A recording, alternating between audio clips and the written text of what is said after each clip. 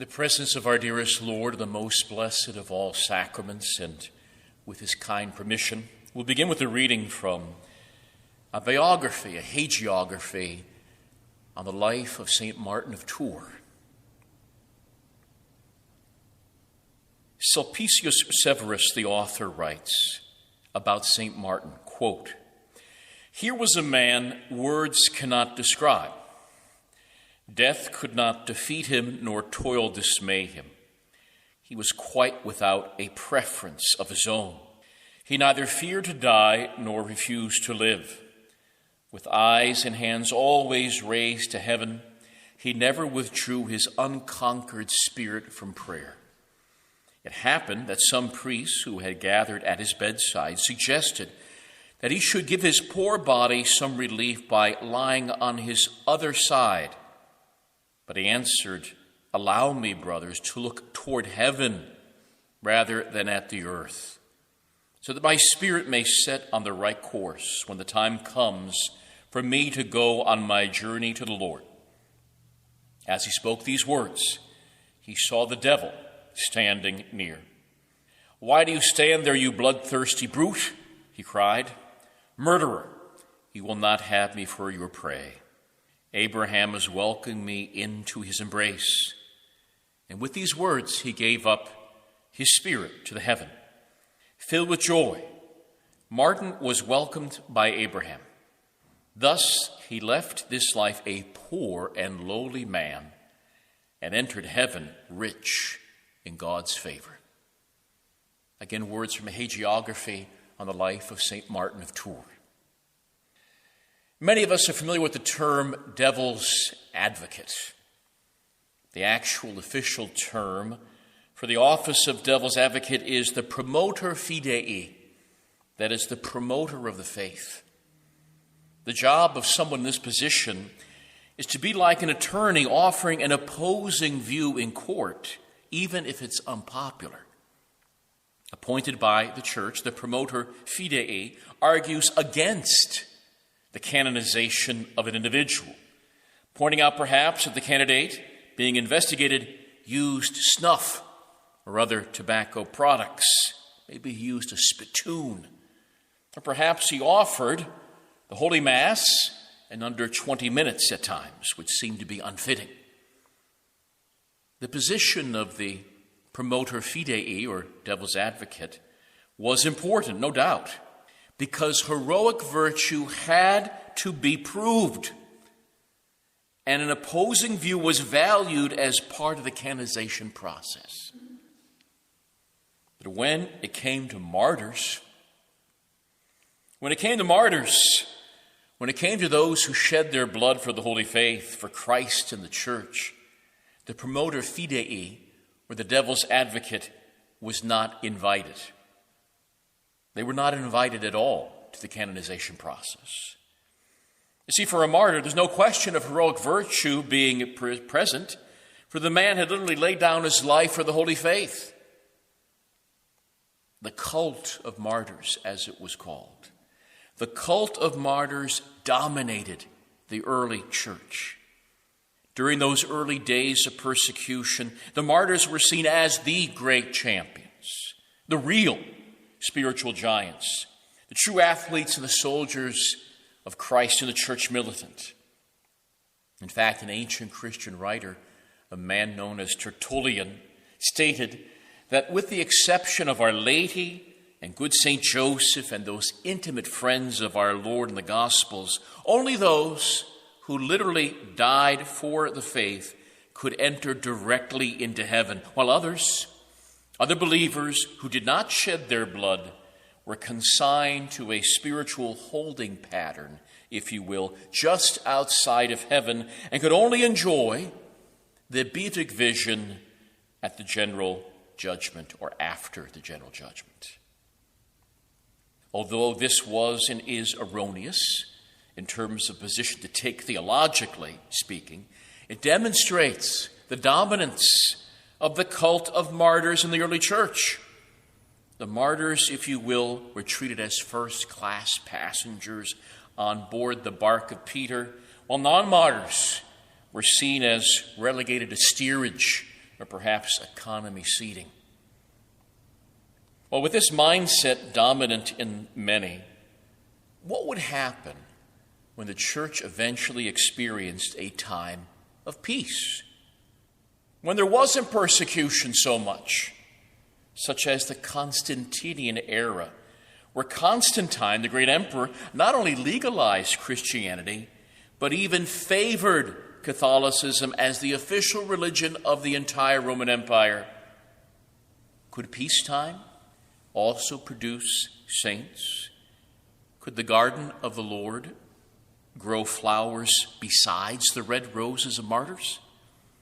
Could that same garden produce and include flowers like the white lilies of virgins, or the marigolds and irises of confessors of the true faith, or perhaps the violets of penitents and widows, or the green ivy of faithful married couples?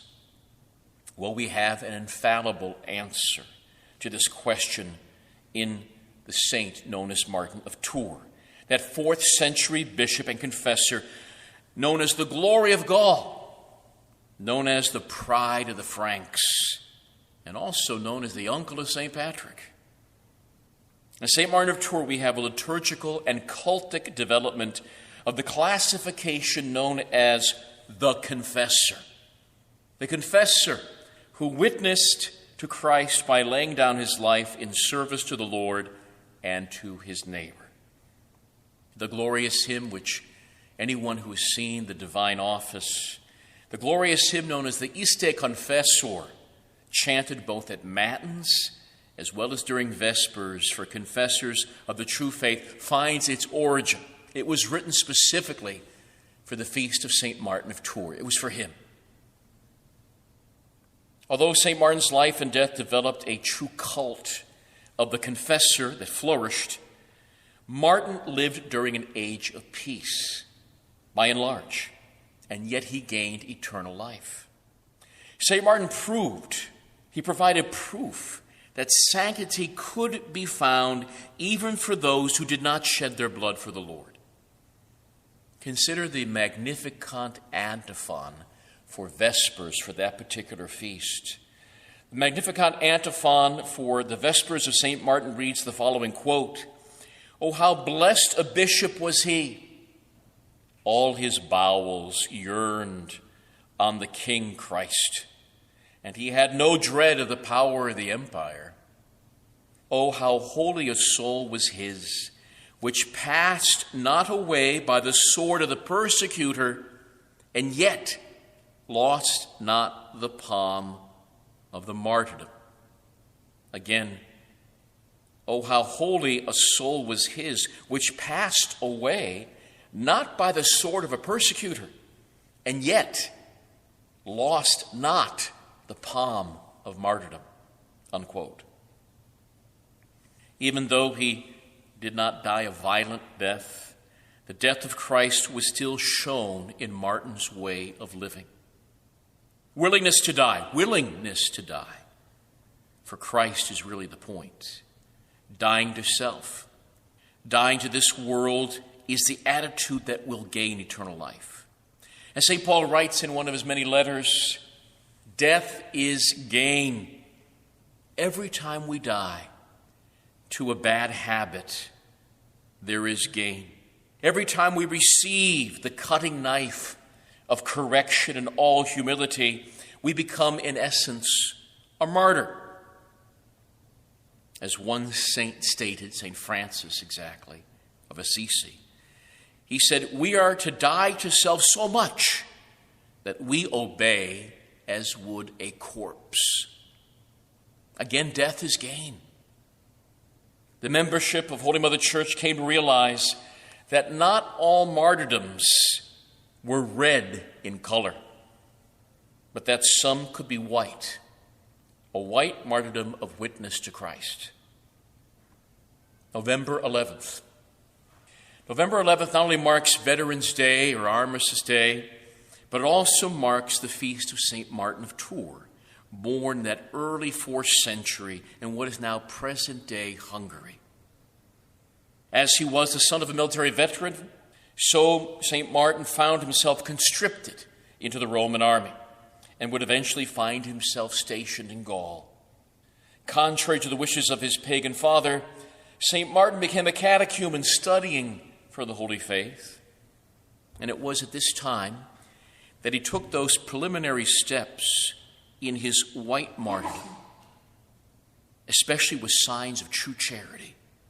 Months before entering Holy Church, we all know this story, Martin kept free from vice and was largely dead even to the legitimate pleasures of this world. With this constant self-denial, dying to self, Martin was regarded not so much as a soldier by his peers, more like a monk. We also know the story, all of us know the story, of Martin meeting the poorly clad beggar on a cold winter's night. And Martin, as we know, cut his own tunic in half and offered part of it to the beggar. The following night he had a dream in which he saw the Lord himself wearing the half of St. Martin's cloak that had been given to the beggar, serving as an illustration of those words from St. Matthew's Gospel, "Assuredly I say to you, inasmuch as you did it to one of the least of these, my brethren, you did it to me." It was Christ who was appearing as the beggar. It is also said that the good Lord was so pleased with this generous act that he let the sun shine warmly on the saintly half-cloaked Martin for several days until he could repair his wardrobe. Indeed, God had continued ever since to commemorate this event by sending a few days of warmth each November. Hence, we have something known as St. Martin's Summer. And by the way, the portion of the cloak belonging to St. Martin was said to have been kept and treasured as a relic, sometimes accompanying armies into battle to assure success. In a real way, the relic of his cape, of his cloak, is arguably the first flag of Europe associated with King Clovis and the early Merovingian rulers. The cloak, or the capella in Latin, was so revered that it became a traveling relic. The small churches built to house temporarily the half-cloak of Martin became known as capella, the places that would hold the cape, or in English, chapels. That's how we get the word chapels, those places which held the cape or the capella of Martin. The word chaplain shares a similar etymology, finding its origin in the title of the priest that would be responsible for accompanying the traveling relic of St. Martin's cloak. 2 years after his baptism, Martin sought a release from his military obligation. Martin, full of courage, said to Caesar, quote, "I am a soldier of Christ. It is not permitted to me to fight. If this conduct of mine is ascribed to cowardice and not to faith, I will take my stand unarmed before the line of battle tomorrow, and in the name of the Lord Jesus, protected by the sign of the cross and not by shield or helmet, I will safely penetrate the ranks of the enemy," unquote. This plea for peace, really, would have earned him usually a stay in prison. But according to the hagiographer of Martin, on the day after St. Martin's impassioned plea for peace in his life, the enemy army surrendered and sent ambassadors to sue for peace. Following this incident, St. Martin left his military service behind. St. Hilary, the famous and great Bishop of Poitiers, who made him an acolyte. In a dream, he was told to visit his parents. And after that dream, he was told to visit his parents, and St. Martin was told to convert them. His mother almost immediately embraced the faith, but his father would not. And on this journey, he preached against the Arian heresy and suffered a public scourging for it when he fell into the hands of the enemies of Christ. Managing to return to Poitiers, the bishop gave him a plot of land on which to build a hut. He was eventually made a deacon by St. Hilary and established a monastery. The monastery was just outside the city, and this became the core of Martin's spirituality: prayer, solitude, and sacrifice. Adopting a hair shirt and animal skins for his habit, Martin lived the life of a hermit in that wooden hut. In time, as is often the case, holiness attracts people. In time, he attracted more and more men who wanted to follow his example. From this primitive beginning, Martin established the first monastic community in all of Gaul. The discipline he received in the military provided the fertile ground in which his monastic system could thrive and flower. But the Lord had further plans for Martin and called him from his spiritual oasis to become a bishop.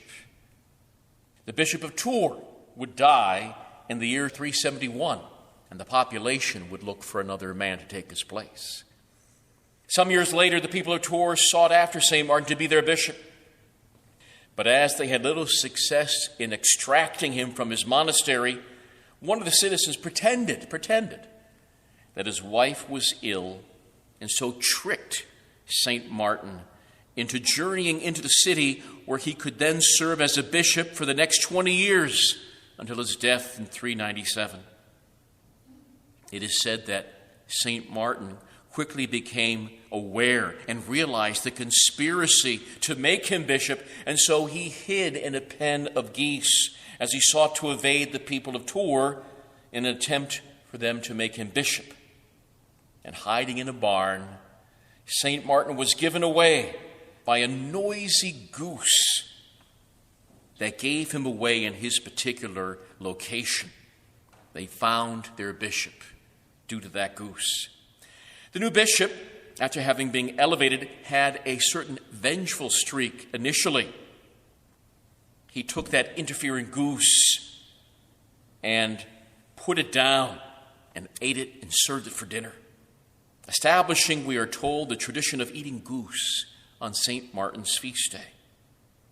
As it falls at the end of the harvest season, St. Martin's Day, or Martin Mass, became the most common, the almost universal harvest and Thanksgiving celebration in medieval times. Even following after the horrors of the Protestant Revolution, the custom of eating goose on Martin Mass continued, even in Reformed Protestant Holland, from which the pilgrims sailed in 1620, bound for North America. When they celebrated the first Thanksgiving in 1621, 4 men from Plymouth Plantation set out in search of foods that they had become accustomed to eating at the harvest festival: geese and other fowl, giving rise to our current tradition of a Thanksgiving dinner centered around a turkey. Again, what we would call Indian summer in American sort of ways of putting it is properly dubbed St. Martin's summer or goose summer in Europe. And like the martyrs of old, St. Martin of Tours possessed fortitude to a heroic degree. Martin was willing to face danger and even red martyrdom when he confronted pagan worshippers and condemned their false religions. The inerrant sacred scriptures are clear. The gods of the pagans, the gods of the heathens, are literally demons. Therefore, St. Martin would seek to end all false worship in his territory. The official record records, quote, "In all its provinces he overthrew the idols one after another, reduced the statues, the idols, to powder, burnt or demolished all the temples of the pagans, destroyed the sacred groves and all the haunts of idolatry in the woods." Martin, consumed with zeal for the house of God, was obeying none but the Spirit of God. The official account of Martin's work continues. Against the fury of the pagan population, Martin's only arms were the miracles he wrought, the invisible assistance of the angels sometimes granted to him, and above all, prayers and tears he poured out before God when the hard-heartedness of the people resisted the means by which Martin changed the face of the country. And the happy results were obvious, for again, as the archives record, when he found scarcely a Christian on his arrival in a place, he left scarcely an infidel at his departure from that place. The temples of the idols were immediately replaced by temples of the true God. One time when St. Martin was destroying a pagan temple, a heathen rushed at him with rage with a drawn sword. Martin threw back his cloak and offered his bare neck to the attacker.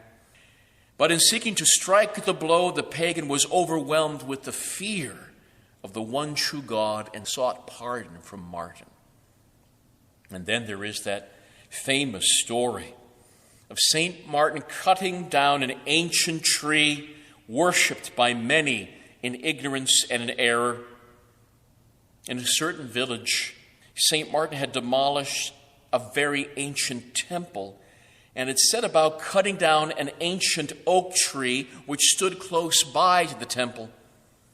The chief pagan priest of that place and the crowd of other heathens began to oppose St. Martin. And these poor people, though under the growing influence of the Lord, for they were quiet when the temple was being destroyed, were unable to allow the ancient tree to be cut down. St. Martin carefully instructed them that there was nothing sacred in the trunk of that tree and urged them rather to honor God, whom he himself served. He added that there was a moral necessity that tree should be cut down. It had to be cut down because it had been dedicated to demons. Then one of them, who was more bold than the others, said, "If you have any trust in thy God, whom you say you worship, we ourselves will cut down this tree, and be it your part to receive it when falling. For if, as you declare, the Lord is with you, you will escape all injury as the tree falls." And then Martin, courageously trusting in the Lord, promised that he would do what he had been asked. Upon this, the pagans agreed to the conditions given. And like Elijah before the prophets of Baal, St. Martin would embrace this test with unshakable faith. Now, since the oak tree in question was hanging over in one direction already, so there was no doubt as to what side it would fall upon being cut, Martin, having tied up and been bound, was placed in that spot where the tree was bound to fall. He began, therefore, to cut down their own tree with great glee and joyfulness. The oak tree began to totter. The monks that had accompanied St. Martin grew pale as they stood at a distance away from their shepherd. Terrified by the danger ever coming nearer, the monks had lost all hope and all confidence, expecting only the death of their leader, St. Martin. Martin, trusting in the Lord, waited courageously. He saw the tree coming down upon him with full force, but the good bishop simply made the sign of the cross. And all the witnesses present testified, saying that when now the falling tree was just rushing upon him, simply holding up his hand against it, he put in its way the sign of salvation. Then indeed, after the manner of a spinning top, one might have thought it driven back. The tree swept round to the opposite side to such a degree that it almost crushed all those gleeful pagans who had taken their place therein, what was deemed at first to be a safe spot. Then truly a shout being raised to heaven, the heathen were amazed by the miracle, while the monks wept for joy. And the name of Christ was commonly extolled by all. Unquote. the saintly bishop, demonstrated the courage of a martyr when dealing with very powerful figures. Martin would confront emperors, and in an age in which it was often Christian rulers who were abusing their powers, including seeking control of the church, he would confront them, Martin would. Martin did not seek so much to beg the emperor, but rather to command the emperors to obey. And yes, the good bishop would even confront demons who had possessed various victims. During one particular exorcism, the victim was gnashing his teeth in rage. Without fear, Martin inserted his fingers into the mouth of the possessed person and stated, "If you possess any power, devour these my fingers." But then, as if a red-hot iron had entered his jaws, drawing his teeth far away, he took care not to touch the fingers of the saintly bishop. As Bishop of Tours, Martin preached around the countryside, performing many miracles, many wonders, communication with animals to the raisings of the dead to life. Nearly 1,000 years before St. Francis of Assisi, St. Martin was known to kiss poor lepers and to cure them. The saint's biographer, Sulpicius Severus, compared Martin to the apostles and attributed to him amazing miracles that included healings, exorcisms, visions of angels, and temptations by devils. But in 397, he saw his death approaching, and he put on sackcloth and ashes. And when he finally did expire, those around him heard choirs of angels singing. People of both Poitiers and Tours fought over his body. They wanted the relics. St. Ambrose of Milan claimed to have been carried spiritually forward to attend his funeral. Later, the kings of France would carry Martin's cloak into battle, again as a powerful relic for victory. And so we end where we started, at the deathbed of St. Martin of Tours, where he proved his heroic virtue and his willingness to embrace the will of God no matter what. His desire was to leave this earth and race towards the heights of heaven. And yet he was willing to stay behind and suffer for the sake of his spiritual children. A true father to his little ones, a true shepherd to the flock. Here was a man words cannot describe. Death could not defeat him, nor toil dismay him. He was quite without preference of his own. He neither feared to die, nor refused to live. With eyes and hands always raised to heaven, he never withdrew his unconquered spirit from prayer. As a final note, this saint's life was largely biographical in nature.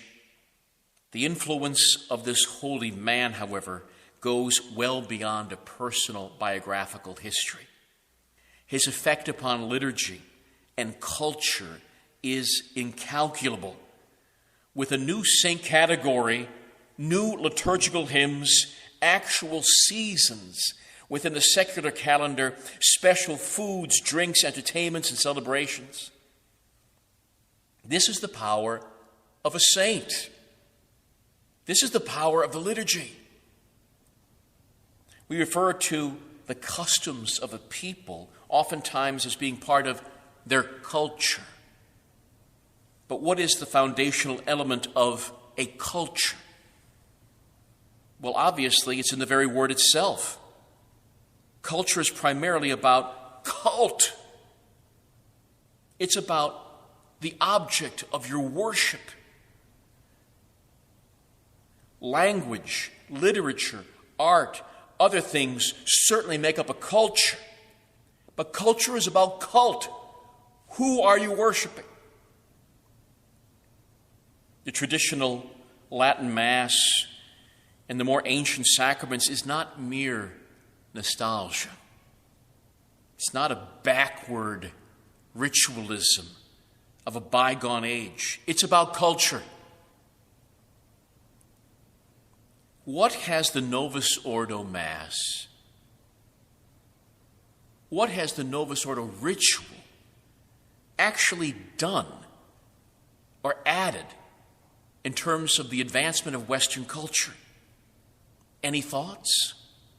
How has it brought great achievements in music, art, literature? It's a legitimate question to ask. What has it done liturgically for us in terms of our culture? The ancient Mass of Rome literally built Western civilization. The Gothic cathedrals, the mosaics, the stained glass windows, Michelangelo's statues, Mozart's Mass settings, they're all developed for the sake of the traditional Latin Mass. That same Mass also penetrated and impregnated the secular and temporal realm and lifted it higher. From passion plays to wayside shrines, from Trinitarian pretzels to pancakes on Shrove Tuesday and Christmas markets, from golden legends to Dante, from patron saints of towns to patronal feasts and processions, the traditional Mass and the cult of the one true God in three divine persons influences all for the better. Therefore, the Mass of old must be defended and promoted, for saving the liturgy can literally save the world.